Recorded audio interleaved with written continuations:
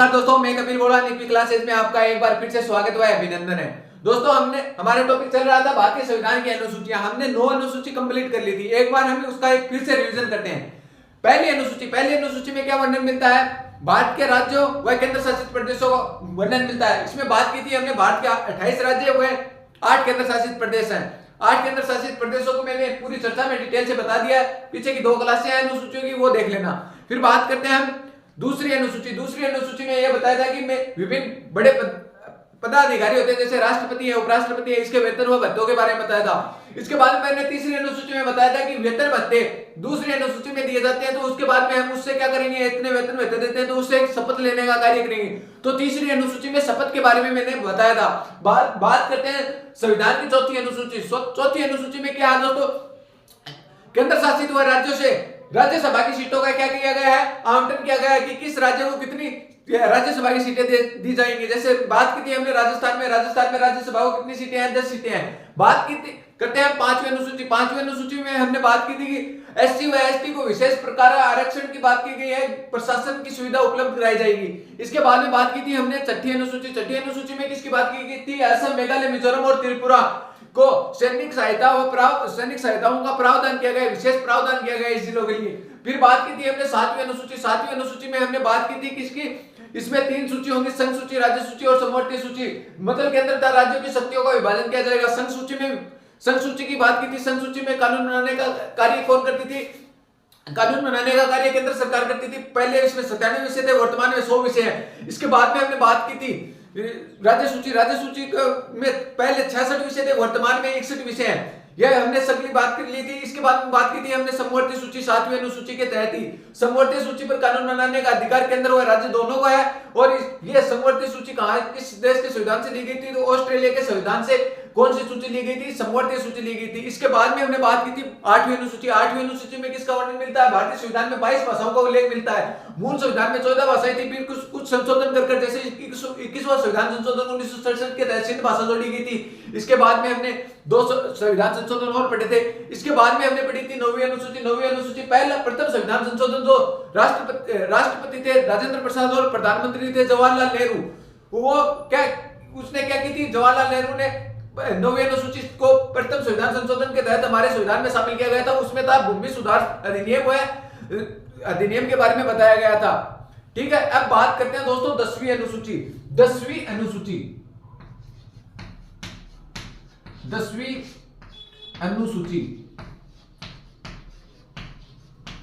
दोस्तों 10वीं अनुसूची में क्या बताया गया है? दल बदल के बारे में बताया गया है। दल बदल से संबंधित प्रावधान कौन सी अनुसूची में दिए गए हैं? दल बदल से संबंधित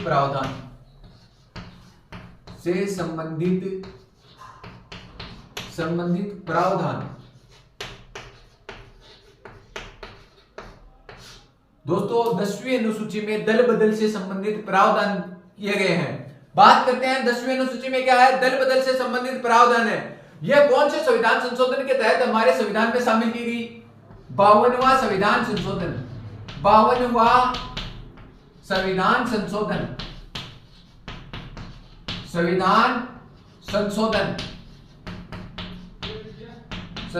कब हुआ दोस्तों? 1985 में 52वां संविधान संशोधन हुआ। उसके तहत दल बदल में विशेष प्रावधान के बारे में चर्चा की गई है। इस समय प्रधानमंत्री पूछे तो राजीव गांधी। पीएम कौन थे दोस्तों? पीएम राजीव गांधी।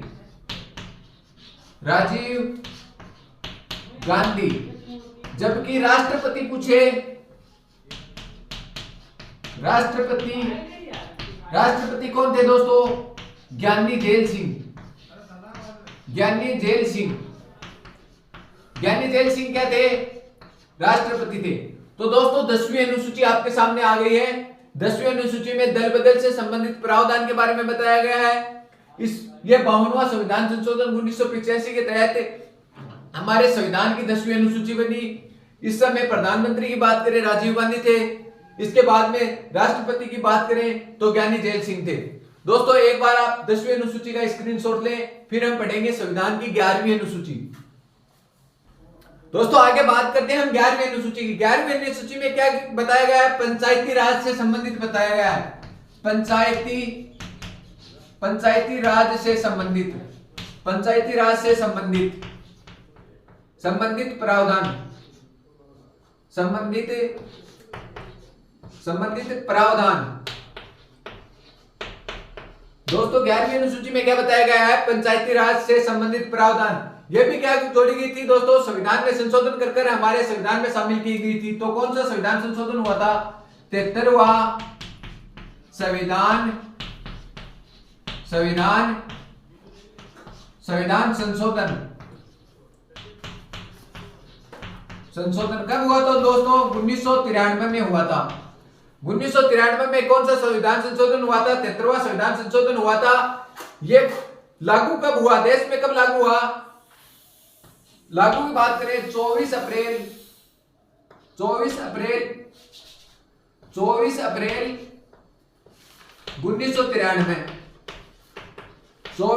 1993 में क्या हुआ था? ये लागू हुआ था।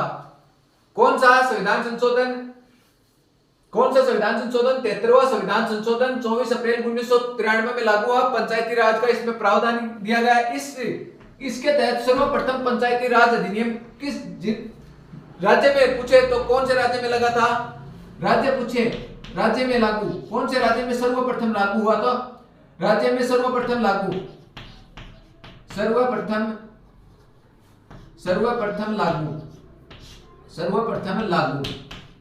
तो कहां हुआ दोस्तों? कर्नाटक में।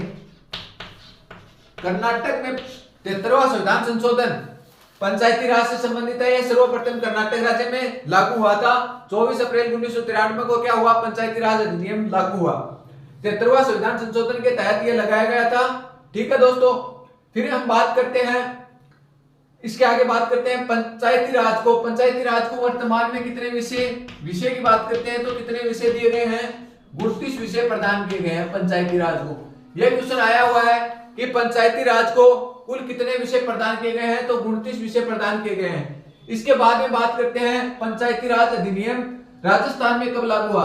राजस्थान में कब लागू हुआ दोस्तों? यह 24 अप्रैल 1993 को लागू हुआ। तो राजस्थान में एक दिन पहले और एक साल बाद लागू हुआ।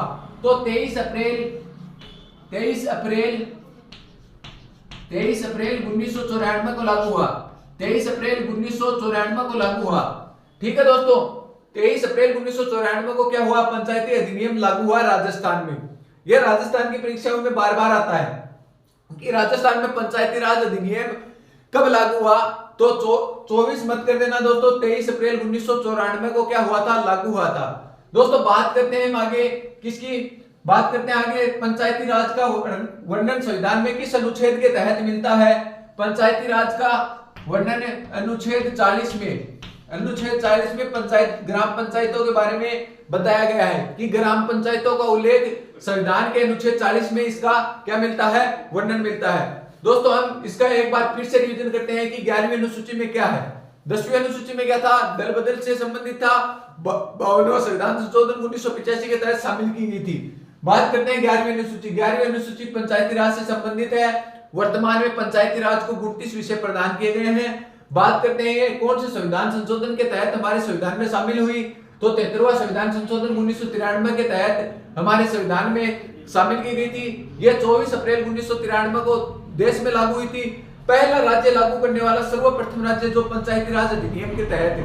तो पंचायती राज अधिनियम के तहत कर्नाटक राज्य बना था। राजस्थान में पंचायती राज अधिनियम 1993 वाला अधिनियम कब लागू हुआ? 23 अप्रैल 1994 को लागू हुआ।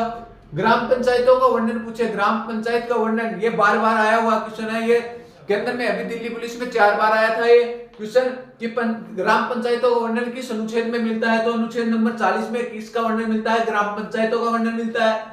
विषय कितने दिए गए हैं? 29 विषय प्रदान किए गए हैं। दोस्तों राजस्थान में पंचायती राज अधिनियम की शुरुआत 2 अक्टूबर 1959 को पंडित जवाहरलाल नेहरू ने नागौर के बगदरी गांव से की थी।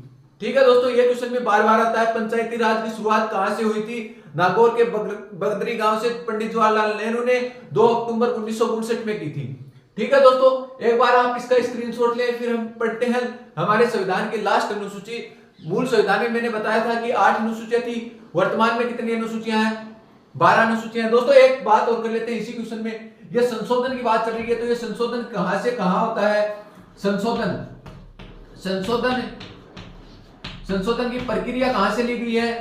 प्रक्रिया की बात करें, प्रक्रिया कहां से? दक्षिणी अफ्रीका के संविधान से, दक्षिणी अफ्रीका के संविधान से इसकी प्रक्रिया ली गई है, संशोधन की प्रक्रिया ली गई है। भाग 20 में इसका वर्णन मिलता है, भाग 20 में इसका क्या मिलता है? वर्णन मिलता है। अनुच्छेद की बात करें, अनुच्छेद 368 में क्या है? संशोधन किया जाता है। अनुच्छेद 368 में क्या है? संशोधन का वर्णन मिलता है। संशोधन की प्रक्रिया दक्षिणी अफ्रीका के संविधान से ली गई है। भाग 20 में इसका क्या मिलता है? वर्णन मिलता है। मूल संविधान में मैंने 22 भाग बताए थे, उसमें से भाग 20 में किसका वर्णन मिलता है? संविधान में संशोधन की प्रक्रिया का वर्णन मिलता है। दोस्तों पंचायती राज का भाग 9 क में वर्णन मिलता है। इसके बाद में भाग 12 है, अनुसूची 12 आएगी, जिसमें आएगी नगर पालिका या नगर निकाय, उसका वर्णन 9 क व ख में मिलता है। बात 9 क में पंचायती राज का वर्णन मिलता है, 9 बात करें। ठीक है दोस्तों, अब आगे हम पढ़ेंगे, एक बार आप इसका स्क्रीनशॉट लें, फिर इसके आगे पढ़ेंगे हम 12वीं अनुसूची। ठीक है दोस्तों,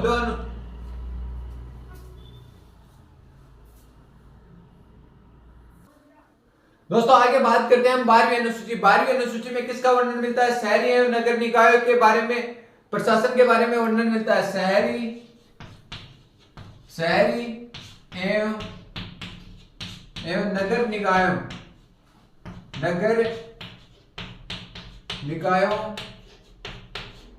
के प्रशासन के बारे में, प्रशासन के बारे में वर्णन, के बारे में वर्णन दोस्तों वर्णन मिलता है। दोस्तों किस संविधान संशोधन के तहत ये हमारे संविधान में शामिल की गई थी?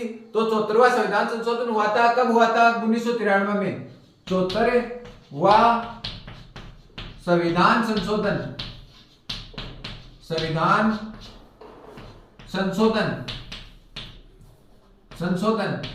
कब हुआ था दोस्तों? 1993 में हुआ था, 1993 में हुआ था।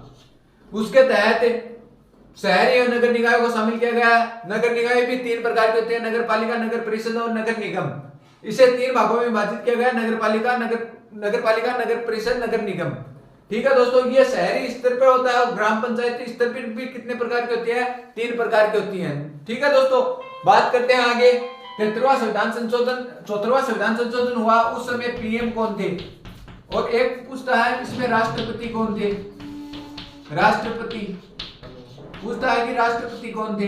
तो पीएम तो कौन थे दोस्तों? उस समय पीएम थे नरसिम्हा राव। पीएम कौन थे? नरसिम्हा राव। ठीक है दोस्तों, बात करते हैं राष्ट्रपति। राष्ट्रपति डॉक्टर शंकर दयाल शर्मा। दोस्तों राष्ट्रपति पूछे, डॉक्टर शंकर दयाल शर्मा थे। इसको विषय की बात करते हैं कि इसे विषय कितने प्रदान किए गए हैं? तो विषय कितने प्रदान किए गए हैं? 18 विषय प्रदान किए गए हैं। किसे? नगर पालिका या नगर निकायों को कितने विषय प्रदान किए गए हैं? 18 विषय प्रदान किए गए हैं। बात करते हैं ये लागू कब हुआ देश में? लागू कब हुई है देश में? लागू 1 जून 1994 को क्या हुआ था? ये लागू हुआ था अधिनियम। कौन सा? नगर पालिका और नगर निकायों के बारे में यह अधिनियम 1 जुलाई 1993 सॉरी दोस्तों 1993 को क्या हुआ था? लागू। राजस्थान में 94 में लागू है। राजस्थान में 1 साल बाद में लागू हुआ, 9 अगस्त 1994 को। बात करते हैं राजस्थान में लागू। राजस्थान में लागू कब हुआ? 9 अगस्त 1994। 9 अगस्त 1994 में क्या हुआ था? ये राजस्थान में लागू हुआ था। तो दोस्तों 12वीं अनुसूची की बात करते हैं। 12वीं अनुसूची में शहरी एवं नगर निकायों के बारे में, विशेष प्रशासन के बारे में वर्णन मिलता है। नगर पालिका, नगर निगम और नगर परिषद 3 प्रकार की क्या की गई है? इसका बंटवारा किया गया। 9 ख में इसका वर्णन मिलता है। बात करते हैं देश में कब लागू हुआ? तो 1 जून 1993 को लागू हुआ। राजस्थान की बात करते हैं। राजस्थान में 9 अगस्त 1994 को ये 12वीं अनुसूची लागू हुई थी। 74वां संविधान संशोधन 1993 के तहत बात करते हैं तो ये इसे लागू किया गया था और ये 18 विषय इसे प्रदान किए गए हैं। इस समय राष्ट्रपति पूछे तो पीवी नरसिम्हा राव थे और राष्ट्रपति पूछे तो शंकर दयाल शर्मा थे। दोस्तों आज हमने इस क्लास में 3 अनुसूचियां पढ़ी हैं। 10वीं अनुसूची पढ़ी थी जिसमें दल बदल के बारे में बताया गया था।